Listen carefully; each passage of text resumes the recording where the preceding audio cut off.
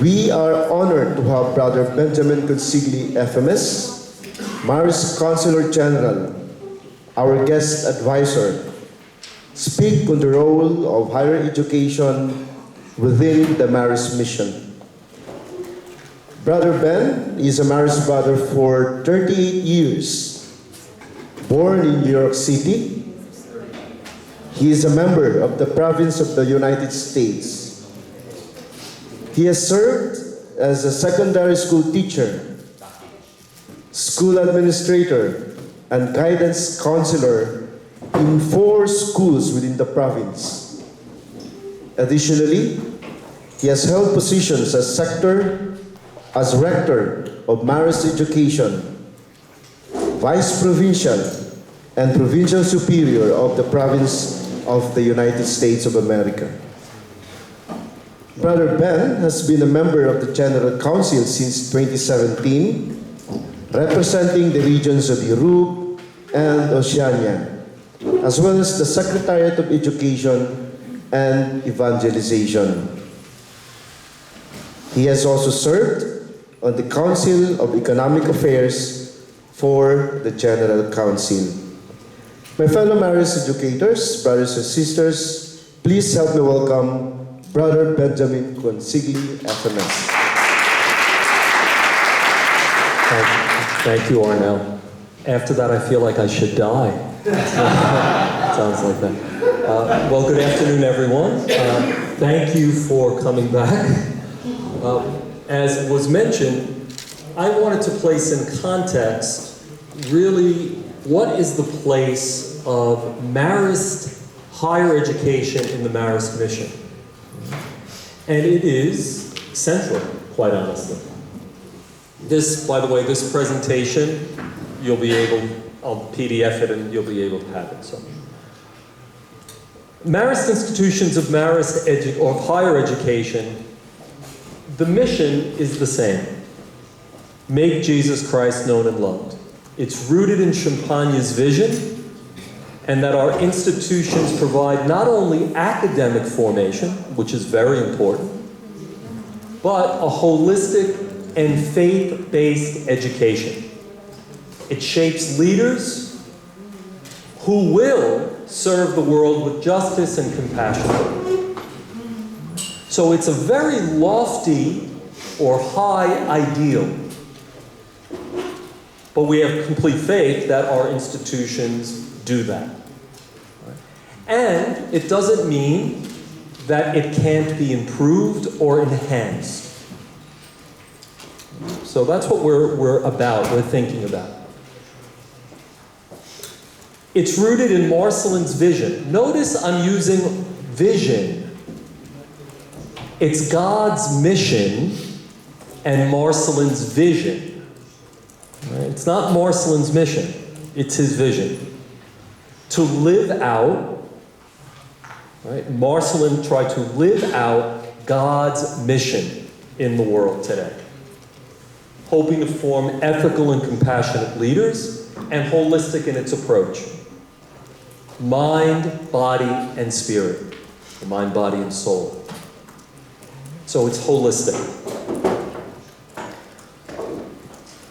When I was asked to do this presentation, there were 3 areas I was asked to focus in on.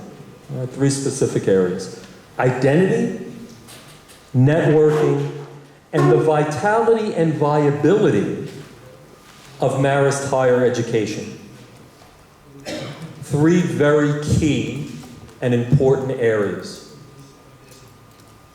If you recall what both Marcelo and Joao said at the beginning, that our role is this question of identity, Marist identity in particular, Catholic Marist identity, and the issue of internationalization to become truly global. So when we talk about identity, we're really talking about Marist DNA. It is in our body, our blood, in all that we do. So it's this if you'd like, a fingerprint that we're identified by. Identity is inseparable from the charism and the mission. It's inseparable. In many ways, when we say Marist charism, we are saying Marist identity. It is foundational. Foundational. As stated in the Footsteps of Marcel and Champagne, which at the end of this presentation, those who did not take a book will get a book. The mission of Marist institutions of higher education as Catholic universities has a cultural and religious meaning of vital importance. Why? Because it concerns the very future of humanity. That is a significant statement. It is about the future of humanity. Think about the world today. Building walls, blaming the other. Right? We have what's going on is a type of populism, nationalism throughout the world. It's represented in some places by an orange man, in other places by other people. So this is quite significant for us. In an article by Kevin Ahern in the Journal of Catholic Higher Education, right, he speaks of charism, crisis, and adaptation. A theological reading of identity in Catholic higher education. I encourage you to read the article itself. It's interesting, very, very interesting. It doesn't say something that would be surprising to you as educators, but it puts it in a concise way. So what is his thesis? What is his main point? He says Catholic universities often identify with the charisms of their founding congregations. He mentions Jesuit, Dominican, Vincentian. You could add Marist on that. And Ahern explores whether these charisms are mere brandings or deeply theological commitments. What do I mean by branding? In other words, we put Marist on our building, on our envelopes, on our papers, but it means nothing else. It's a brand. It's like Nike, right? He's saying, is that what it's about? Or is it about something deeper than that? Something deeper than that. It has to be something deeper than that. Okay? So that's his main thesis. And he examines how Catholic higher education navigates this identity challenge and why it's a challenge. All right. So the role of charism in these Catholic universities, in our Catholic universities, it refers to the distinctive spiritual identity of a religious congregation. It's how that congregation lives the gospel. How I used to explain charism to my students. Think of charism as the topping on a vanilla sundae, ice cream. Sprinkles, chocolate syrup, strawberries. That's the charism. The gospel is the ice cream. Right? So that is the identity, as it would be. And traditionally, these charisms guide institutional mission, pedagogy, and community values. And increasingly, it's used as a framework for adaptation in modern higher education.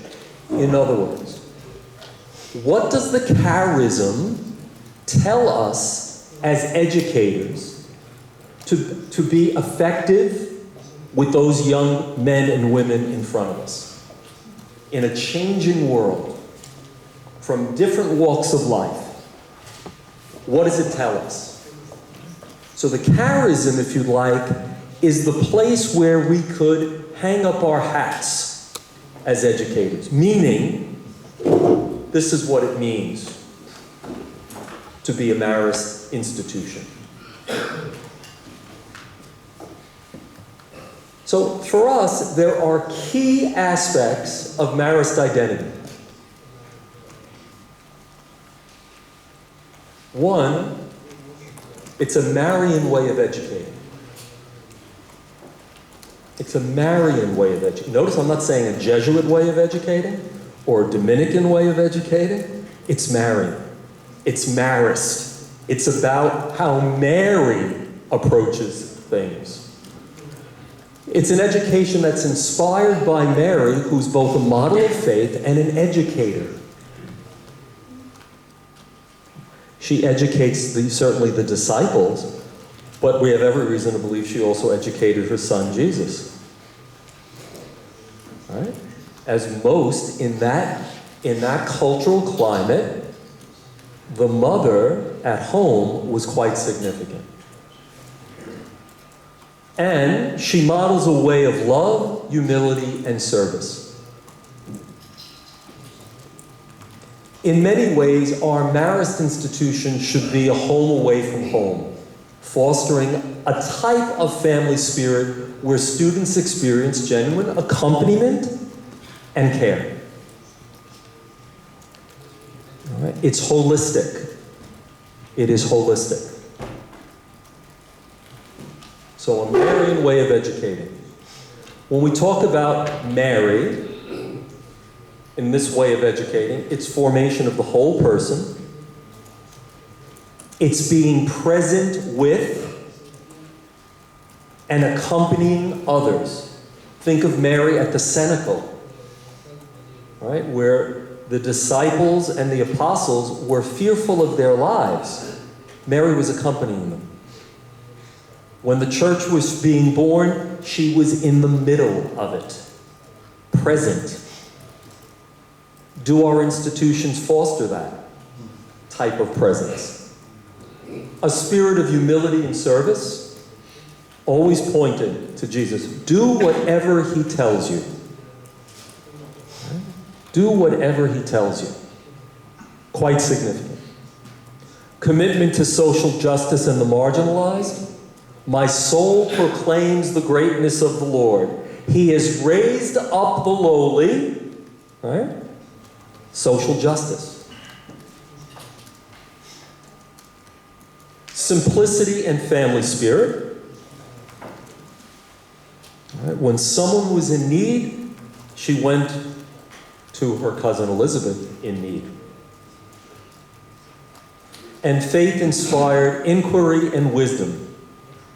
She pondered things in her heart. Pondering. Asking questions. Not getting all the answers. It takes an act of faith. But pondering. Pondering. Do we model pondering? You know what I mean by pondering? Thinking, reflecting.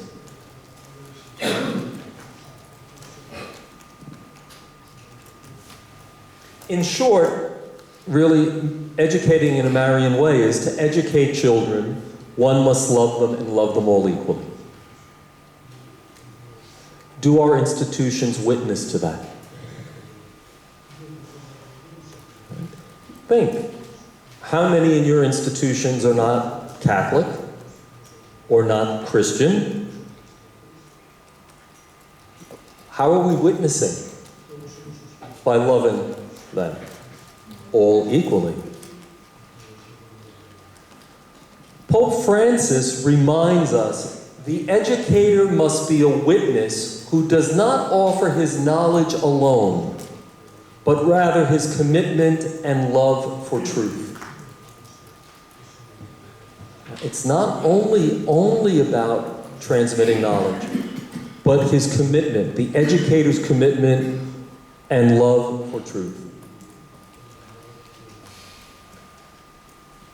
Second part, how is it married? Faith-filled educational environment. That's a big statement. Faith-filled educational environment. What does that look like?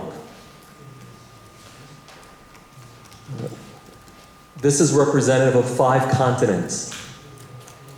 What does a faith-filled educational environment look like? How is the gospel incorporated into the culture? I had the honor of being at the provincial chapter of East Asia just recently, last week, and there was a statement, a question about, remember that the Holy Spirit was in Asia before the Catholic Church. Very true. You could say that in all of our cultures. The Spirit was there and is still there, well before us. Charles Howard, a former Superior General from Australia, he was Superior General in the mid-80s. He said, a Marist education is not simply a transmission of knowledge, it's an invitation to live a gospel-inspired life.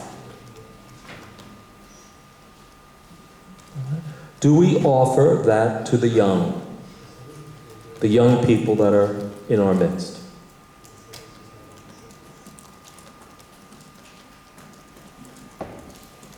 Marist institution are Catholic in identity but open to all. We create spaces, right? Safe spaces in a lot of ways, but spaces where students of all backgrounds can reflect, can dialogue. Do we allow for this synodal journey of listening to each other, dialoguing with each other, discerning with each other? And more than ever, I think, universities and higher educational institutions must integrate spirituality and ethics. We need people with strong moral cores. Otherwise, we're going to be in a lot of trouble.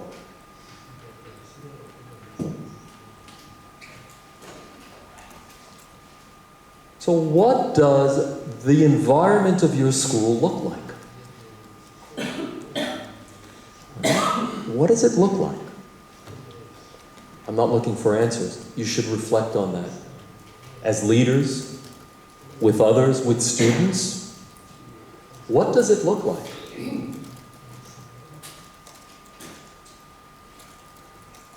So in application, if we're applying the idea of Marist, right, we educate in a Marian way, in our curriculum and our programs, theology and ethics courses, leadership formation, in Marist spirituality, service learning initiatives. These are all key. These are key. All right? You probably have heard this phrase, let me see your budget and I could tell you where your priorities are. Is it involved in formation? Or is it only repairing roofs?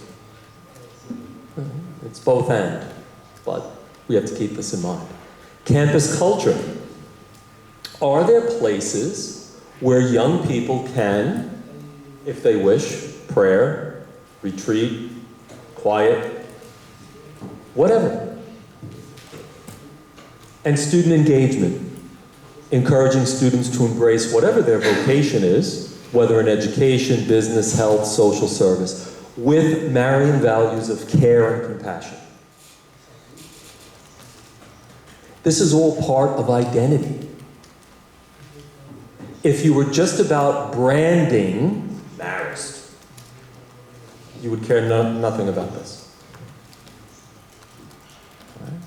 So if we're talking about something more, something that is in our DNA, it needs to be it needs to be explicit in everything we do. And Joao mentioned earlier, this question of formation is key. Formation, formation, formation. The young people help form us, we help form them. We help form each other. maybe internally and externally. Something else that marks us as Marist, as part of our identity, a preferential option for the marginalized, those on the margins. There are many margins. There are many types of margins. Right? There's poverty, economic poverty, but there's spiritual poverty. There's marginalization about sexual identity, marginalization about tribes, marginalization about religions. We live in a very polarized world. Yet we're called for this preferential option. Are we committed to social justice? We're in a dangerous time. Right? In some parts of the world, social justice just seems to focus on the question of abortion issues. But social justice is that and more. Right? That and more. This commitment must manifest in scholarships, community engagement, programs that uplift underprivileged students. I think we attempt to do that. In Evangelii Gaudium, Pope Francis says, higher education institutions must form young people who are capable of concern, compassion, and action in the face of human suffering. Does your institution strive to do that? Or is it just a branding? What does it look like? I lived with a brother that always would say, when we gave a philosophical explanation, he would just say, what does that look like? It was a great question because it made us become more concrete, more specific. What does it look like? Clearly, there is a challenge in maintaining identity. You as heads of institutions have enormous pressures, internal and external. And it's a challenge to maintaining our identity. One could be a challenge. In the past, the identity of an institution that was owned by a congregation was by the brothers. Right? As long as brothers there, we know it's a Marist school. Well, with the decline in religious vocation, there's fewer religious on faculties, and maybe in administration, there are people that may not be formed in Marist charism, in Marist identity. So it's a challenge. How do we do formation? And it's not what we say, a one-off proposition. It's ongoing formation. How do we do it? There's financial pressures, the need for institutional sustainability. The Jesuits always say, we cannot do the mission if we don't meet the margin. Meaning, if we don't have the money, we can't do the mission. I'll talk more about viability, vitality a little later, but it's significant. And there's certainly a broader societal and cultural shifts that are influencing Catholic identity. All right. The sex abuse crisis, big impact. Financial abuse crisis in certain parts of the world, big impact. All right. So I'm laughing because in some parts of our institute, the administration would prefer the brothers don't come on campus because of the issues of sex abuse or financial, and that please don't come on campus. It's a reality.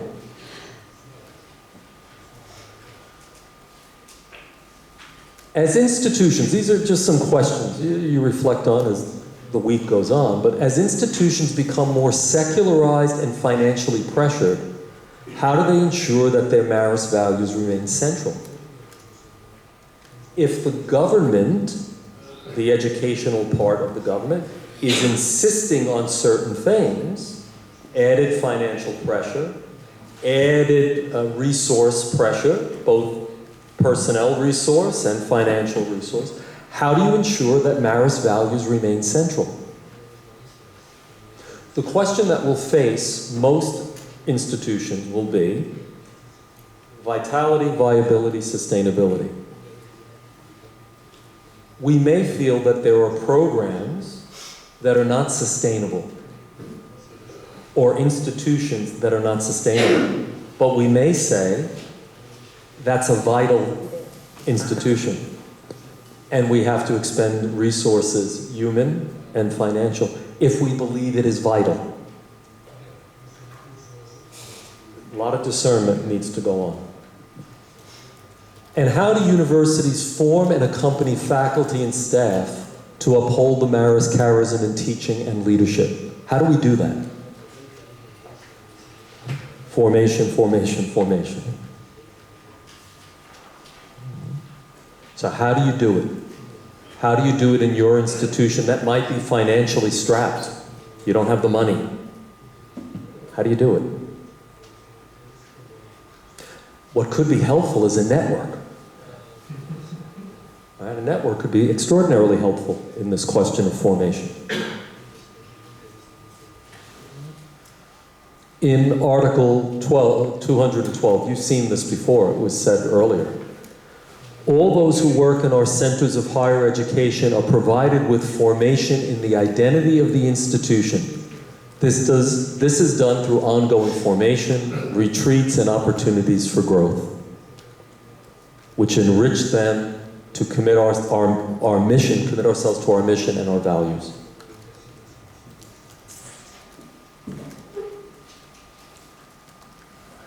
So that's identity. I spent most time on identity because I think it's foundational. But the next part is this question of networking, which is trying to strengthen our global connections. So I'm talking about networks and networking. It's both and. A network might be what we have here. Networking might be individual conversations, sharing of ideas, but it occurs within a network. Okay? We know this. Marist higher education institutions are not isolated entities. They're part of the global mission. All right? You'll hear Javier later speak about Champagne Global.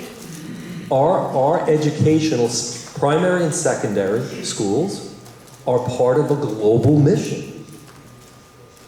The Institute, Pepe mentioned this with Nino, the Institute, we made a decision to say, we are building a global family. And how we do it is through networks. So collaboration and cooperation. We collaborate with each other through this network. Hopefully we will do more, which is both global and intercultural. Think of your situation.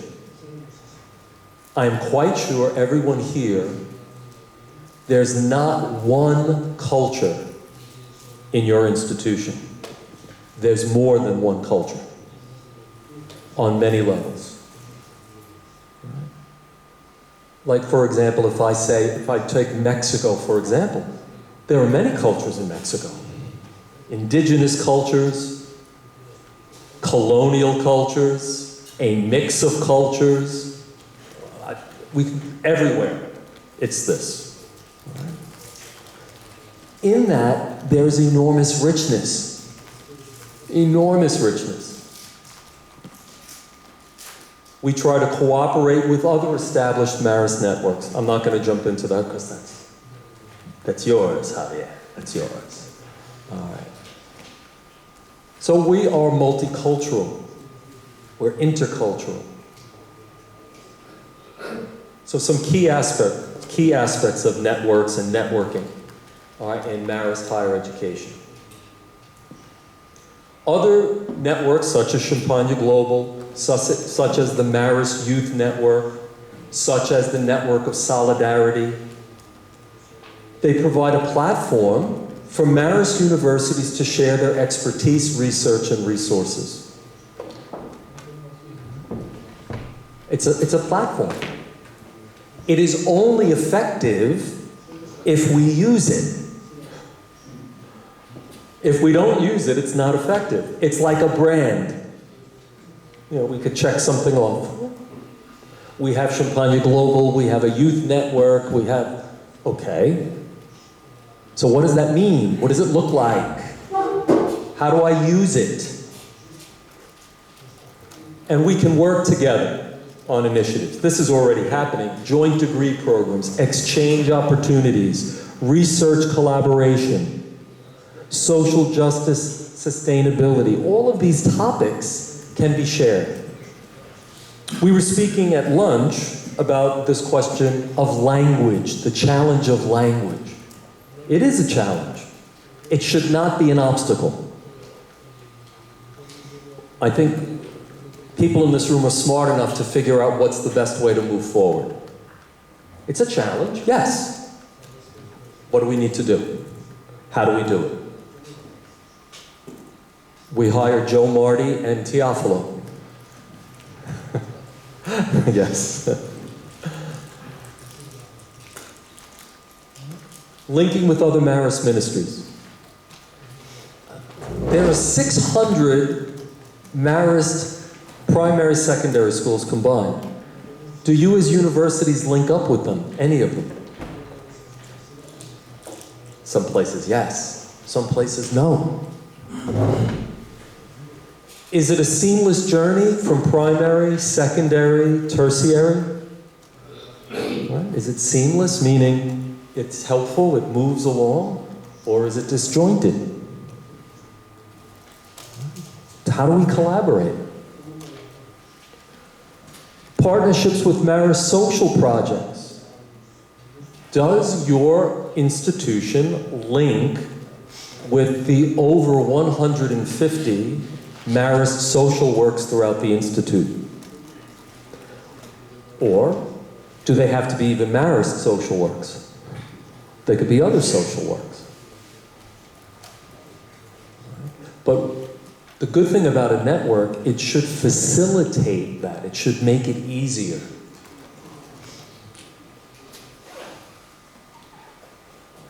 All right. Networking also talks about engaging with the broader church. Our institutions must engage in dialogue with the church and other secular universities and governments. And is there a freedom in doing that? Is there a freedom in doing that? What do I mean by that? I mean, some governments are trying to prevent education or free expression of education. What does that mean for our Marist institutions?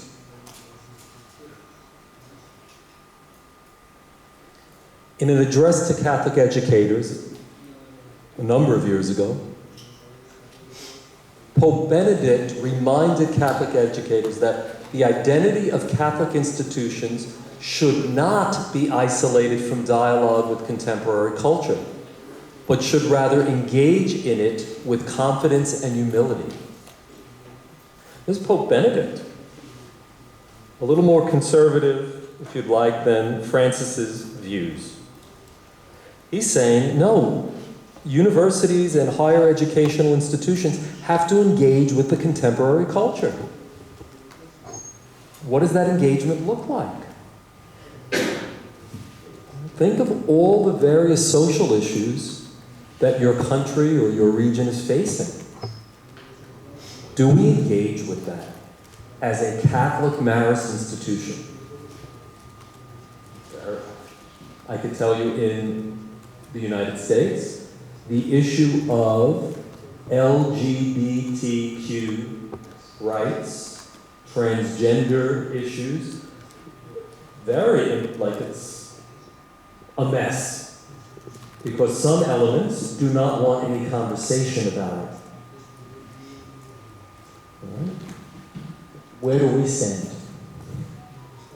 Very challenging. I'm not saying it's not, but where do we stand?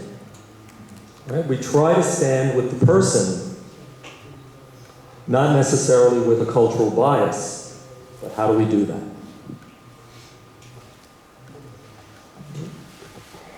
Some challenges and opportunities with networks.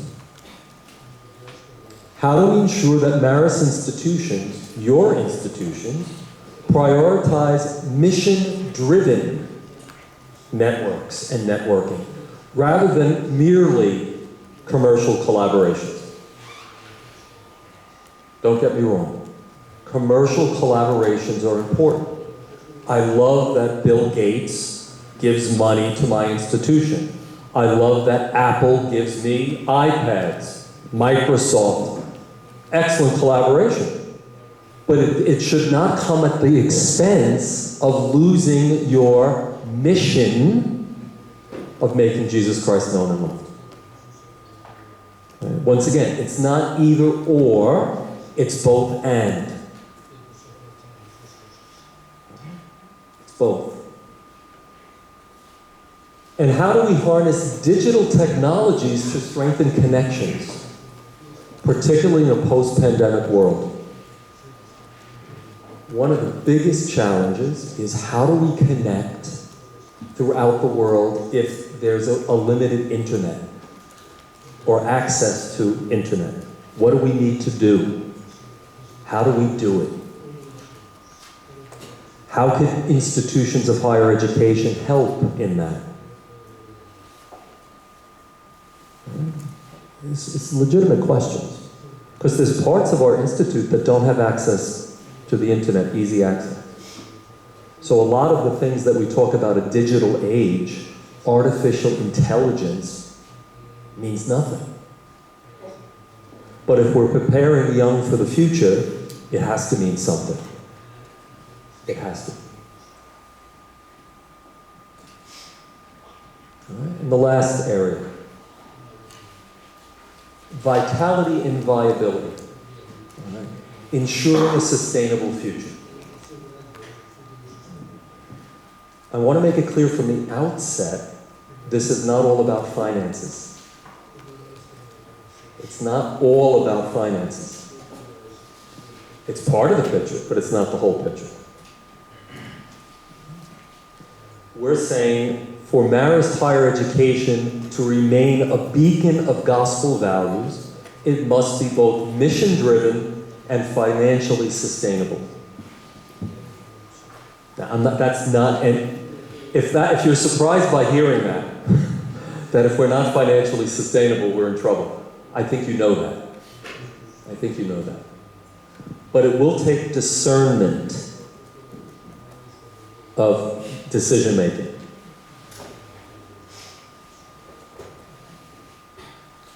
Global action and collaboration. In recent years, we have more of an awareness of what it means to be a global Marist family. An awareness. That's the first step. As we say, where does the rubber hit the road? We're hoping to promote greater vitality and sustainability for the Marist mission. When you look at in the Footsteps document, in the introduction, these two paragraphs are from that. The various Marist networks referred to in this document reflect the ways we are harnessing the potential of our international and intercultural richness. It's about interdependence, not independence.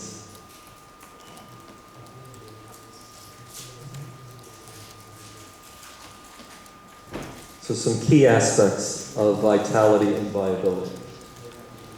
Adapting to educational trends. Universities must embrace, many do, innovation. How is that innovation shared? How is that innovation shared?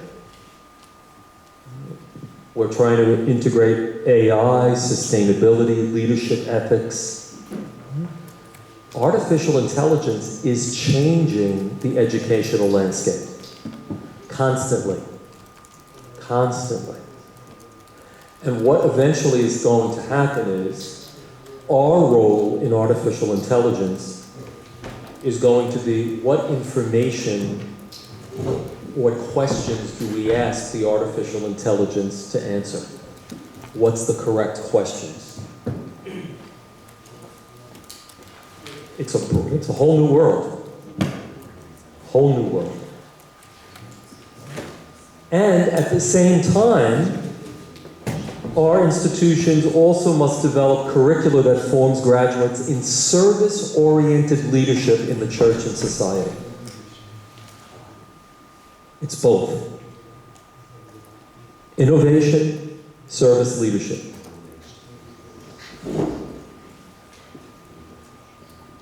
A charism or identity can be both a source of tradition and a tool of innovation. So how does making Jesus Christ known and loved through the Christian education of youth, especially towards the least favored, how does that mission be influenced by innovation?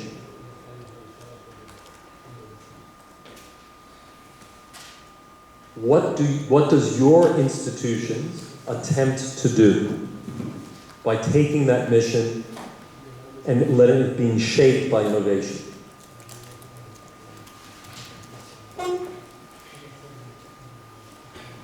In the Footsteps talks about our educational ministries are centers of learning, life, evangelization, and innovation.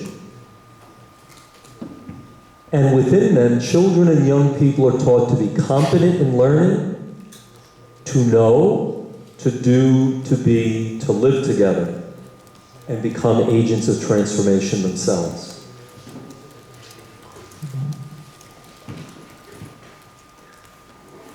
Do our students come out of our institutions as good human beings? Good human beings that care for the other. Do we create opportunities for that? Ensuring financial sustainability. How many institutions here have strategic plans? Just raise your hand if you have them. Okay. Many more should be raising your hand, just so you know. Because strategic planning is helping to what Brother Ernesto said earlier this morning. We're called to look beyond. Strategic planning allows that. Endowment building. In some cultures, I know this is something that doesn't make sense. But an endowment, meaning having maybe alumni or businesses financially support you, is very significant. I'll give an example in my country. You may have heard that the President of the United States is trying to influence institutions of higher education by cutting off federal funding, right? So if your school is quote unquote allowing anti-Semitism, we're not going to give you the $2 billion. That's what the administration says. But an institution like Harvard University has an endowment of $50 billion. They are standing their ground. They said, we stand for their values are intellectual freedom, freedom of expression. So they said, no, we're not following that. And we will sue the government if necessary. I mention that because they have an endowment which allows them some sense of independence. Endowments also allow for those institutions that charge tuition. It could allow poorer people to come to your institutions, or those that don't have resources. Strong alumni engagement. That's always been a Marist tradition. We always try to keep in contact with our alum. Not necessarily asking for money, but just we stayed in touch with them. We need to balance revenue generation with commitment to accessibility.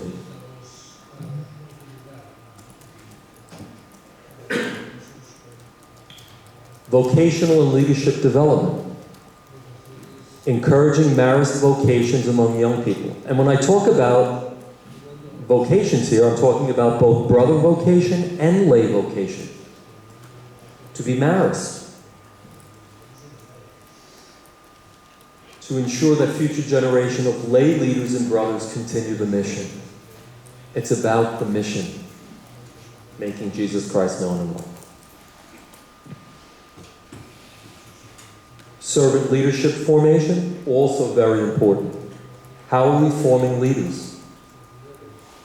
How many of your institutions have succession planning? Are you preparing for your own retirement? That someone will replace you? These are significant questions. This book, you may have seen it, it's online. There are a series of essays on servant and prophetic leadership. We need governance that promotes prophetic and servant leadership and closely supports Marist life and mission. The first volume were written by brothers. The second volume by lay men and women.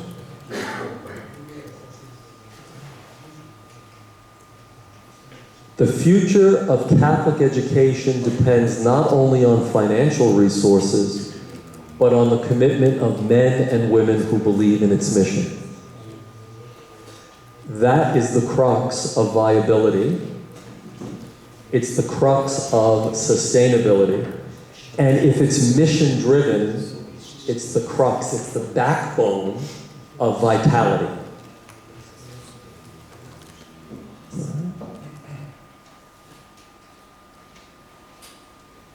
So how do we sustain Marist institutions without compromising their mission and values?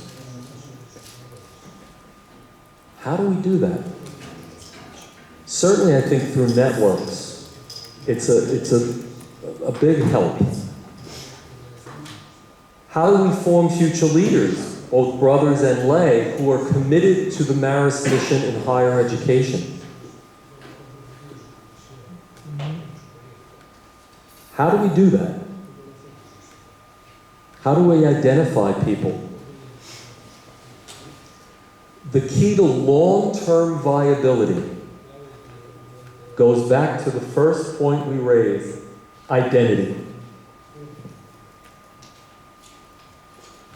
The key to long-term viability is a strong identity, a commitment to networking, and a focus on forming leaders who will continue the mission. It took me about 55 minutes to get to that point, but that is the main point. It means being attentive to the signs of the times and responding with creativity. And are we faithful to the mission?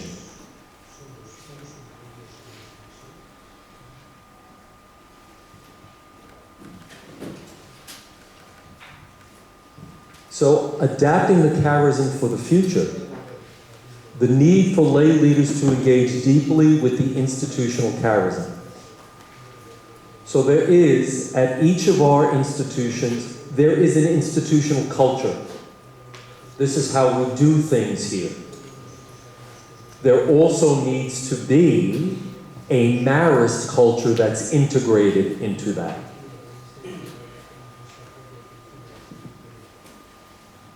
So charism is continuously integrated into curriculum, governance, campus cultures. How many of your institutions have a local board, like a board of governance or a board of management? How many? Who forms those boards? Meaning, what formation is given to those boards? It's a legitimate question. We tend to think we need to form our teachers and our students and our staff. Are we forming our boards? Do they understand the mission? And balancing faithfulness with tradition, which responds to contemporary realities. It's what Marist said, right? Reading the signs of the times. We act out of that.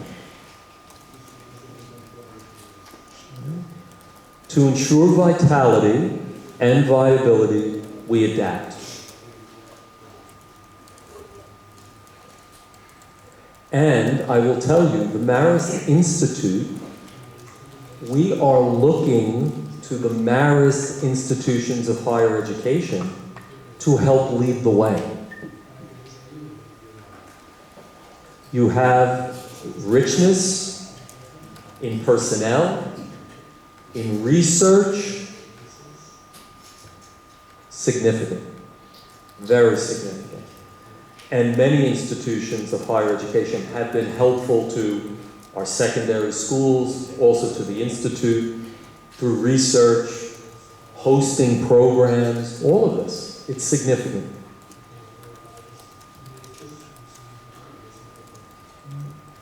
Back in 1965, the church recognized this question of vitality and viability.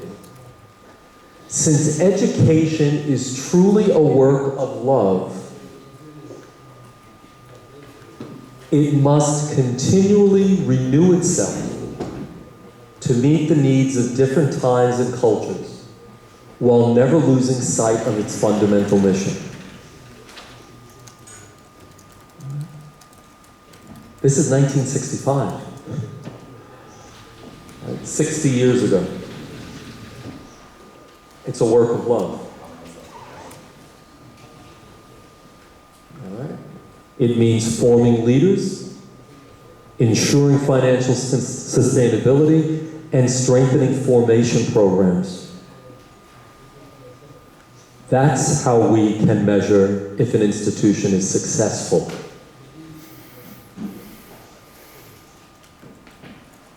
All right? So, going back to the first premise, higher education holds a strategic place in the Marist mission, transforming society through faith, education, and service. By deepening its identity, strengthening its global network, and ensuring its vitality and viability, Marist higher education can continue to shape future leaders and remain faithful to Champagne's dream. So thank you.